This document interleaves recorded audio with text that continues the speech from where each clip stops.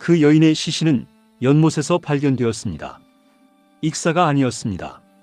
목에는 손가락 자국이 선명했고 입술은 검게 변해 있었습니다. 관아는 스스로 목숨을 끊었다 발표했습니다. 하지만 저는 알고 있었습니다. 그 여인은 죽임을 당한 것이라는 것을요. 더 충격적인 사실은 그 여인을 죽인 사람이 단 한 명이 아니었다는 것입니다. 그리고 그 중 한 명은 저였습니다. 이 이야기는 조선 최고 명문가의 치부를 벗긴 기록입니다. 오늘도 함께해 주셔서 감사해요. 구독, 좋아요, 댓글은 사랑입니다. 저는 그 마을에서 서당 훈장으로 지냈습니다. 선조 때부터 이어온 양반 집안이었으나 벼슬 없이 글이나 가르치는 처지였습니다. 그날도 평소처럼 새벽 산책을 나섰다가 비명소리를 들었습니다. 김진사댁 뒷마당 연못이었습니다. 물 위에 떠 있는 것은 흰 저고리 자락이었고 그 아래로는 여인의 머리카락이 흐물거리고 있었습니다. 하인들이 다급히 소리쳤으나 그 여인은 이미 숨이 끊어진 뒤였습니다. 물에서 끌어올린 시신을 보는 순간 저는 숨이 막혔습니다. 월향이 os습니다. 김진사의 처, 월향이 os습니다. 김진사가 달려왔습니다. 그의 얼굴은 놀람이 아니라 분노로 가득했습니다. 그는 거칠게 소리쳤습니다. 이 계집이 끝내 이런 짓을? 하인들이 웅성거렸습니다. 진사 어르신, 진정하십시오. 조용히 하지 못해. 관아에 알리지 말고 조용히 처리하라. 하지만 어르신, 내 말이 들리지 않느냐?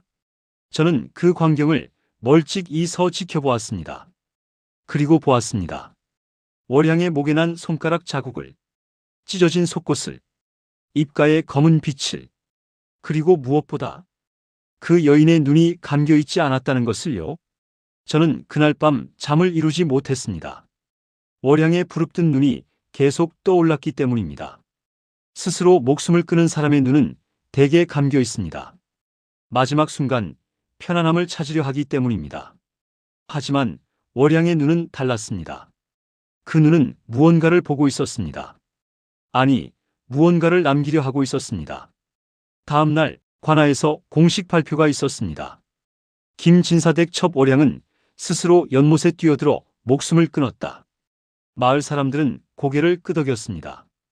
첩의 신분으로 괴로웠나 보지. 본부인께 구박받았다던데. 불쌍한 것. 하지만 저는 알고 있었습니다. 그것이 거짓이라는 것을요. 그날부터 저는 월향의 죽음에 대해 조사하기 시작했습니다. 아니, 정확히는 제 양심을 속이기 위해 진실을 찾는 척하기 시작했습니다. 왜냐하면 저는 이미 알고 있었으니까요. 월향이 왜 죽었는지, 누가 죽였는지, 그리고 제가 어떤 역할을 했는지를요. 스스로 목숨을 끊은 사람의 눈은 왜 부릅뜨고 있었을까요? 때는 1년 전 봄으로 거슬러 올라갑니다. 저는 장터에서 그 여인을 처음 보았습니다. 기생복을 입었으나 단아한 기품이 있었고 비단을 고르는 손길이 조심스러웠습니다. 그 여인이 먼저 다가와 말을 걸었습니다.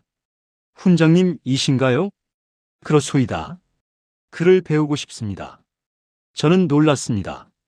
기생이 글을 배운다는 것은 흔한 일이 아니었으니까요. 이유가 무엇이오? 그 여인은 짧게 대답했습니다. 읽지 못하면 속는다 들었습니다. 그 여인의 눈빛은 단순한 호기심이 아니었습니다. 무언가를 간절히 지키려는 사람의 눈이었습니다. 저는 월향에게 글을 가르쳤습니다. 처음엔 천자문부터 그 다음엔 편지 쓰는 법을, 그리고 마침내 문서 읽는 법까지요. 월향은 빠르게 배웠습니다. 한 달이 지나자 소설책을 읽었고 석 달이 지나자 한 시를 지었습니다. 그렇게 석 달이 흘렀습니다. 월향은 일주일에 3번 서당을 찾아왔습니다. 오전 일찍 다른 학동들이 오기 전에 그녀는 누구보다 열심히 배웠습니다. 손에 묻은 먹물을 닦지도 않은 채 밤늦도록 글씨를 연습했습니다. 제가 왜 그렇게 열심히 배우느냐 물으면 월향은 항상 같은 대답을 했습니다. 읽을 수 있어야 속지 않습니다. 그러던 어느 날 월향이 서당을 찾아왔습니다. 얼굴이 평소보다 창백했습니다. 그녀는 담담하게 말했습니다. 훈장님, 무슨 일이오? 저를 김진사댁 첩으로 들어가라 했습니다. 제 손에서 붓이 떨어졌습니다. 거부할 수 있소? 월향은 고개를 저었습니다. 거부하면 기적에서 쫓겨난다 했습니다. 그럼 갈 수밖에 없습니다. 저는 아무 말도 할 수 없었습니다. 조선에서 기생으로 산다는 것, 첩으로 들어간다는 것, 그것은 선택이 아니라 명령이었으니까요. 월향은 그 다음 주에 김진사 댁으로 들어갔습니다. 그날 월향이 마지막으로 서당을 나서며 뒤를 돌아보았습니다. 그 눈빛이 무엇을 의미하는지 저는 너무 늦게 알았습니다. 그 눈빛은 도와달라가 아니었습니다. 지켜봐 달라였습니다. 월향이 떠난 뒤 저는 그 자리에 한참을 서 있었습니다. 왜인지 모르게 가슴이 답답했습니다. 무언가 잘못되고 있다는 느낌. 하지만 저는 한낱 서당 훈장일 뿐이었습니다. 할 수 있는 일이 아무것도 없었습니다. 그 여인이 그를 배운 진짜 이유를 저는 너무 늦게 알았습니다. 월향이 김진사댁에 들어간 지 석 달이 지났습니다. 마을에는 소문이 돌기 시작했습니다. 김진사가 첩을 무척 총애한다더라. 본부인이 화병으로 들어 누웠다더라 하는 이야기들이었습니다. 하지만 제가 본 것은 달랐습니다. 어느 날 밤 서당을 정리하던 중 창밖으로 누군가 지나갔습니다. 월향이었습니다. 한밤중에 홀로 보따리를 든 채 급히 걷고 있었습니다. 저는 뒤를 따랐습니다. 월향은 마을 밖 폐가로 들어갔습니다. 그곳은 10년 전 역병으로 온 가족이 죽은 집이었습니다. 창틈으로 보니 월향은 마룻바닥을 들어 올리고 무언가를 꺼내고 있었습니다. 문서 뭉치였습니다. 월향은 그것을 하나하나 펼쳐 읽었습니다. 때로는 고개를 끄덕이고 때로는 손으로 입을 막았습니다. 그리고 작은 공책에 무언가를 적기 시작했습니다. 한 시즌이 지나자 월향은 문서를 다시 마룻바닥 아래 숨겼습니다. 저는 황급히 몸을 숨겼고 월향은 아무 일 없다는 듯 김진사댁으로 돌아갔습니다. 다음 날 저는 그 폐가로 갔습니다. 마룻바닥을 열었을 때 제 손이 떨렸습니다. 그 안에 있던 것은 토지 매매 문서, 차용증, 그리고 사람을 사고 판 노비 문서들이었습니다. 모두 김진사의 도장이 찍혀 있었습니다. 하지만 이상한 점이 있었습니다. 문서마다 날짜가 조작되어 있었고 증인의 서명이 위조되어 있었습니다. 심지어 어떤 문서는 죽은 사람의 이름으로 작성되어 있었습니다. 그 순간 저는 깨달았습니다. 월향이 그를 배운 이유를, 그녀가 김진사댁에 들어간 이유를, 그녀가 매일 밤 폐가로 향하는 이유를. 월향은 첩이 아니라 증거를 모으는 사람이었습니다. 저는 문서를 다시 숨기고 폐가를 나왔습니다. 온몸이 떨렸습니다.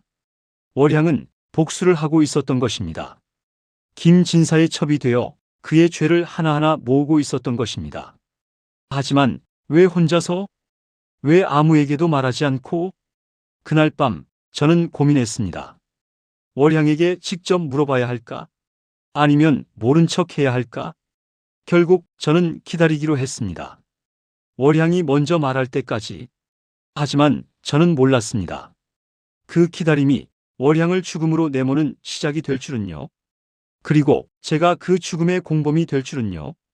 며칠 후 월향이 서당을 찾아왔습니다. 그녀는 제 눈을 보며 조용히 말했습니다. 훈장님, 제가 들킨 것을 알고 있습니다. 저는 부정하지 않았습니다. 월향은 빙그레 웃었습니다. 슬픈 미소였습니다. 어떻게 아셨습니까? 그날 밤 폐가에서 당신을 보았소. 그러셨군요. 무엇을 하는 것이오? 월향이 잠시 망설이다 입을 열었습니다. 복수입니다. 그녀는 자신의 이야기를 들려주었습니다. 아버지는 작은 농토를 가진 평범한 양인이었습니다. 하지만 김진사가 그 땅을 탐냈습니다. 처음엔 사겠다고 했습니다. 아버지가 거절하자 문서를 위조했습니다. 아버지가 김진사에게 빚을 졌다는 거짓 문서였습니다. 관아는 김진사의 편을 들었습니다. 아버지는 땅을 빼앗겼고 어머니는 그 충격으로 병을 얻어 돌아가셨습니다. 아버지는 술에 빠졌고 결국 빚을 갚지 못해 스스로 목숨을 끊었습니다. 월향은 혼자 남았습니다. 생계를 위해 기생이 되었습니다. 월향은 차분하게 말을 이어갔습니다. 김 진사가 저를 첩으로 들인 것은 우연이 아닙니다. 무슨 뜻이요? 제가 유도했습니다. 저는 놀랐습니다. 월향이 설명했습니다. 김 진사는 여색을 밝히는 사람이었습니다. 월향은 일부러 그의 눈에 띄었고 그의 관심을 끌었고 마침내 첩으로 들어가는데 성공했습니다. 안으로 들어가야 증거를 찾을 수 있으니까요. 월향은 잠시 말을 멈추고 창밖을 보았습니다. 까마귀 한 마리가 나뭇가지에 앉아 울고 있었습니다. 그녀가 물었습니다. 훈장님, 까마귀와 비둘기 이야기를 아십니까? 저는 고개를 끄덕였습니다. 옛날 어느 숲에 까마귀 한 마리가 살았습니다. 까마귀는 자신의 검은 깃털이 싫었습니다. 사람들이 불길하다 여겼기 때문입니다. 어느 날 까마귀는 비둘기의 흰 깃털을 훔쳐 몸에 붙였습니다. 사람들은 까마귀를 비둘기로 착각하고 환영했습니다. 하지만 비가 내렸습니다. 흰 깃털이 떨어져 나가자 사람들은 까마귀를 돌로 쳤습니다. 까마귀는 울부짖었습니다. 나는 원래 까마귀였는데 왜 비둘기인 척 했던가? 그때 늙은 여우가 말했습니다. 내가 까마귀로 살았다면 돌을 맞지 않았을 것이다. 하지만 비둘기인 척한 순간 너는 둘 다 아닌 것이 되었다. 월향이 저를 보았습니다. 그녀는 담담하게 말했습니다. 저는 지금 비둘기인 척하고 있습니다.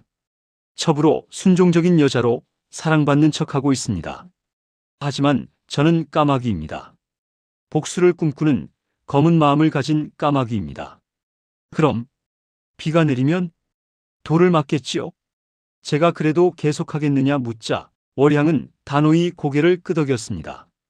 까마귀로 살다 죽는 것이 비둘기인 척 살다 죽는 것보다 낫습니다. 죽을 수도 있어. 이미 각오했습니다. 왜 혼자 하려 하는 것이요? 관아에 알리면. 월향이 쓸쓸히 웃었습니다. 관아가 김진사의 편이라는 것을 모르십니까?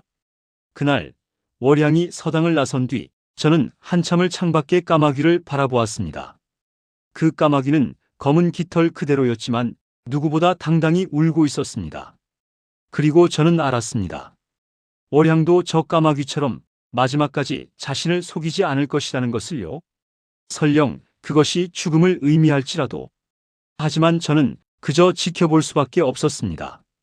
제가 할 수 있는 것은 아무것도 없었으니까요. 아니, 없다고 믿고 싶었습니다.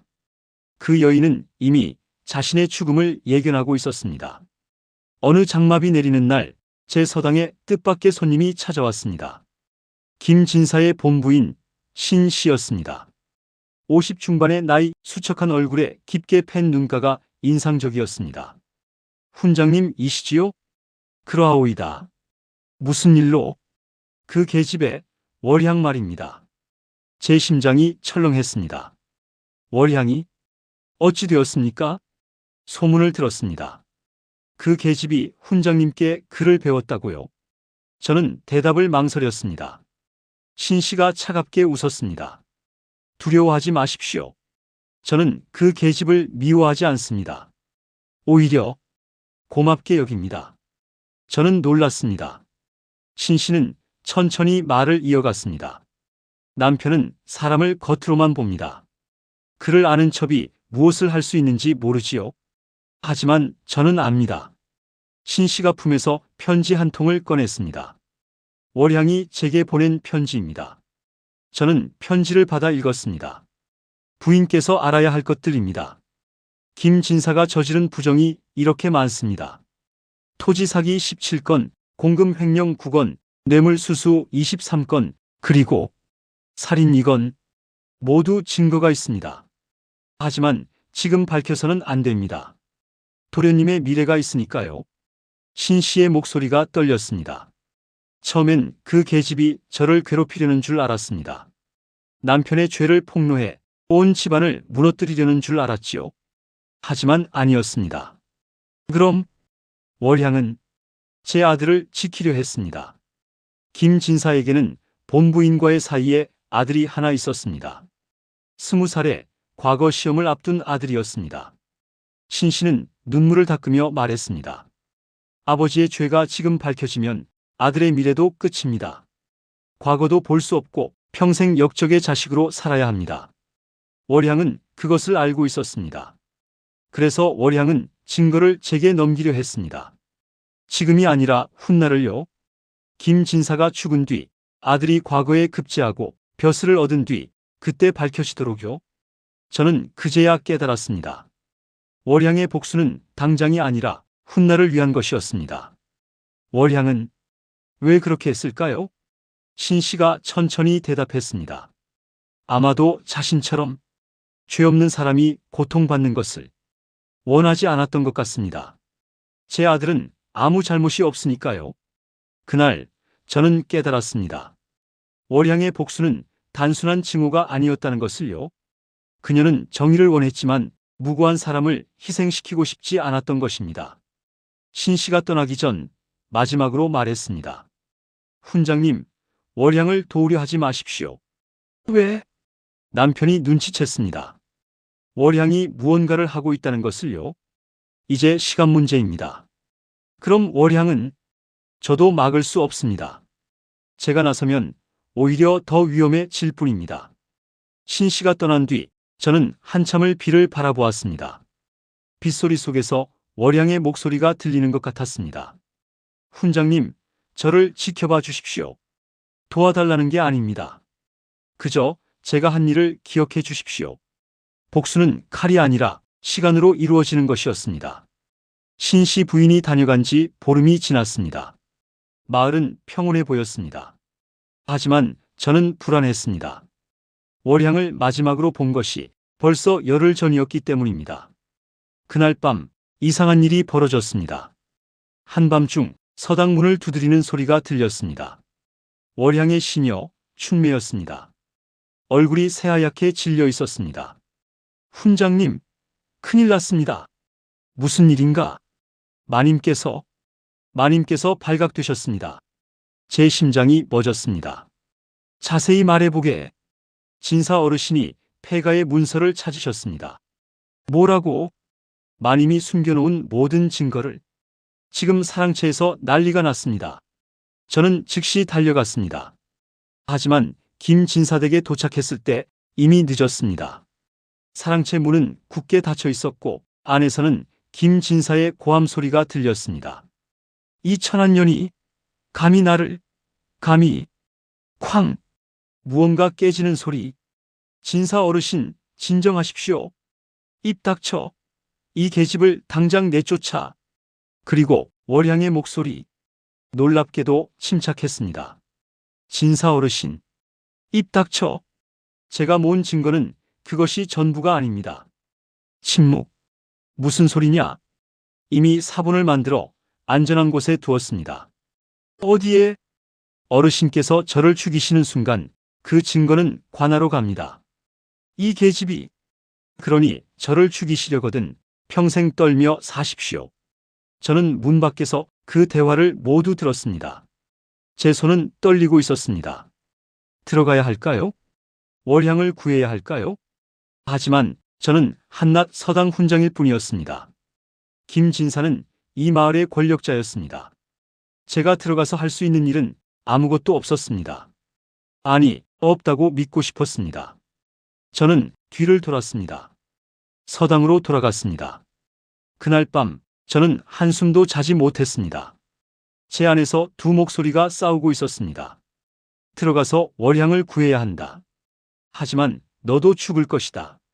그래도 사람이 죽어가는데 너 하나 죽는다고 달라질 것은 없다. 결국 저는 아무것도 하지 않았습니다.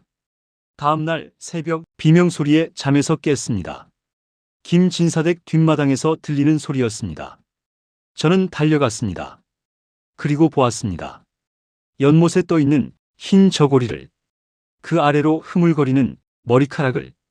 월향이었습니다. 김 진사가 소리쳤습니다. 이 계집이 스스로 뛰어들었다. 하인들이 웅성거렸습니다. 하지만 저는 알았습니다. 월향이 스스로 죽은 것이 아니라는 것을요. 그리고 그녀를 죽인 사람이 김진사만이 아니라는 것도요. 왜냐하면 제가 어젯밤 그 문을 열고 들어갔다면 월향은 죽지 않았을 것이기 때문입니다. 제가 침묵을 선택한 순간 저도 월향을 죽인 것입니다. 그 진실이 제 가슴을 찢었습니다. 새벽마다 문을 나서던 여인, 그 여인은 사람을 만나러 가는 것이 아니었습니다. 월향의 장례는 조용히 치러졌습니다. 관아의 발표대로 스스로 목숨을 끊은 기생 출신 첩으로 기록되었습니다. 아무도 진실을 묻지 않았습니다. 아무도 의심하지 않았습니다. 하지만 저는 진실을 알고 있었습니다. 장례가 끝난 뒤 춘매가 저를 찾아왔습니다. 훈장님, 드릴 것이 있습니다. 그녀가 건넨 것은 작은 공책이었습니다.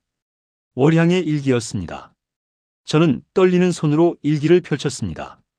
첫 페이지에 이렇게 적혀 있었습니다. 이 일기는 제가 죽은 후에 읽히길 바랍니다. 제가 무엇을 했는지, 왜 그렇게 했는지 훈장님께서 알아주시길 바랍니다. 다음 페이지부터 월향의 이야기가 시작되었습니다. 저는 매일 새벽 문을 나섭니다. 마을 사람들은 수군거립니다.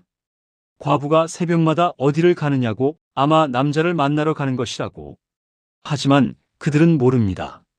저는 사람을 만나러 가는 것이 아니라 죽은 사람들을 만나러 가는 것입니다. 아버지의 무덤, 어머니의 무덤, 그리고 김진사에게 땅을 빼앗기고 죽은 이웃들의 무덤. 저는 그들 앞에 무릎 꿇고 맹세합니다. 반드시 복수하겠다고, 하지만 무고한 사람은 다치지 않게 하겠다고. 그것이 제가 새벽마다 나서는 이유입니다. 그리고 저는 폐가로 갑니다. 그곳에 숨겨둔 증거를 확인하고 새로운 증거를 추가하고 언젠가 올 그날을 준비합니다. 사람들은 제가 남자를 만난다고 수군거리지만 저는 신경 쓰지 않습니다. 진실은 언젠가 밝혀질 테니까요. 훈장님, 만약 제가 죽는다면 그것은 제 선택입니다. 저를 구하려 하지 마십시오. 저는 이미 각오했습니다. 다만 부탁이 있습니다. 본부인 신 씨에게 전해 주십시오. 증거는 폐가가 아니라 마루 밑에 있다고. 저는 일기를 덮고 서당 마루로 달려갔습니다. 마룻바닥을 들어 올렸습니다. 그곳에는 월향이 숨겨둔 진짜 증거가 있었습니다. 폐가의 문서는 미끼였던 것입니다. 월향은 이미 알고 있었던 것입니다. 김진사가 언젠가 발견할 것이라는 것을요. 그래서 진짜 증거는 제 발밑에 숨겨둔 것입니다. 그 순간 모든 것이 이해되었습니다. 월향이 왜 저에게 글을 배우러 왔는지, 왜 저를 믿었는지, 왜 마지막까지 제게 말하지 않았는지. 월향은 저를 지키려 했던 것입니다. 제가 공범이 되지 않도록, 제가 위험에 빠지지 않도록 모든 것을 혼자 짊어진 것입니다. 그날 밤 저는 월향의 환영을 보았습니다. 아니, 본 것 같았습니다. 월향이 미소 지으며 말했습니다. 훈장님, 감사합니다. 그를 가르쳐 주셔서, 지켜봐 주셔서, 그리고 이해해 주셔서. 미안하오. 내가 그때 문을 열었더라면. 아닙니다. 훈장님이 들어왔다면 훈장님도 죽었을 겁니다. 그건 제가 원한 일이 아닙니다. 하지만 제발 제 부탁을 들어주십시오. 증거를 신씨 부인에게 전해 주십시오. 그리고 제가 한 일을 기억해 주십시오. 환영이 사라진 뒤 저는 한참을 울었습니다. 제 무력함에, 제 비겁함에, 그리고 월향의 용기에. 그날 저는 맹세했습니다. 월향의 뜻을 반드시 이루겠다고. 수 있습니다. 저는 신씨 부인을 찾아갔습니다. 월향이 남긴 진짜 증거를 전했습니다. 신씨는 눈물을 흘리며 말했습니다. 고맙습니다, 훈장님. 그리고 월향에게 도요. 무엇을 하실 것입니까? 기다릴 것입니다. 월향이 원한 대로 아들이 과거에 급제할 때까지, 김진사가 죽을 때까지. 3년이 흘렀습니다. 김진사의 아들은 과거에 급제했습니다. 훌륭한 벼슬을 얻었습니다. 그리고 그해 겨울 김진사가 병으로 세상을 떠났습니다. 장례가 끝난 직후 신씨 부인은 증거를 관아에 제출했습니다. 처음에는 김진사가 이미 죽었으니 의미가 없다고 했습니다. 하지만 신씨는 말했습니다. 죽은 사람의 명예를 바로잡는 것입니다. 김진사에게 땅을 빼앗기고 죽은 사람들, 그들의 명예를요. 관아는 움직였습니다. 부정이 모두 밝혀졌습니다. 비록 본인은 이미 죽었지만 부정하게 빼앗긴 땅은 원주인에게 돌아갔습니다. 억울하게 죽은 사람들의 명예가 회복되었습니다. 그리고 월향의 아버지, 어머니의 이름도 역사에 기록되었습니다. 김진사의 부정으로 인해 억울하게 죽은 사람들로 저는 월향의 무덤을 찾았습니다. 초라한 무덤이었습니다. 기생 출신 첩의 무덤이었으니까요. 하지만 저는 알고 있었습니다. 이 무덤 아래 누운 사람이 이 마을에서 가장 용감한 사람이었다는 것을요. 월향, 당신이 원한 것이 이루어졌소.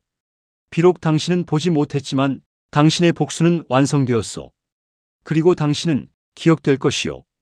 용감한 여인으로, 정의로운 사람으로. 이제 저는 압니다. 그 여인이 새벽마다 문을 나선 이유를. 사람들은 남자를 만나러 간다고 수군거렸지만 월향은 사람을 만나러 간 것이 아니었습니다. 죽은 이들을 만나러 갔습니다. 그들에게 맹세하러 갔습니다. 그들의 한을 풀어주겠다고. 그리고 저는 이제 압니다. 월향을 죽인 사람이 누구인지를. 김진사의 손이 직접 그녀를 죽였을지 모릅니다. 하지만 진짜 살인자는 침묵했던 우리 모두였습니다. 저를 포함해서요. 하지만 월향은 저를 원망하지 않았습니다. 오히려 저를 지키려 했습니다. 그것이 저를 더 괴롭게 합니다. 그리고 평생 기억하게 합니다. 어떤 정의는 당장 이루어지지 않습니다. 어떤 복수는 대를 이어 완성됩니다. 하지만 그것이 늦은 것은 아닙니다. 진실은 언젠가 드러나고 정의는 반드시 실현되니까요. 그날 이후 저는 매일 새벽 월향의 무덤을 찾습니다. 그리고 맹세합니다. 당신을 기억하겠다고. 당신의 용기를 전하겠다고. 그것이 제가 할 수 있는 유일한 속죄입니다. 어떤 여인은 새벽마다 문을 나섰다. 사람들은 남자를 만나러 간다 했지만 그녀는 죽은 이들을 만나러 갔다. 그리고 그 여인은 까마귀처럼 살다가 까마귀처럼 죽었다. 하지만 그 검은 깃털은 누구보다 아름다웠다. 댓글로 여러분의 생각을 나눠주세요. 구독과 좋아요는 더 좋은 이야기를 만드는 힘이 됩니다. 알림 설정하시면 새로운 야담을 가장 먼저 만나보실 수 있습니다.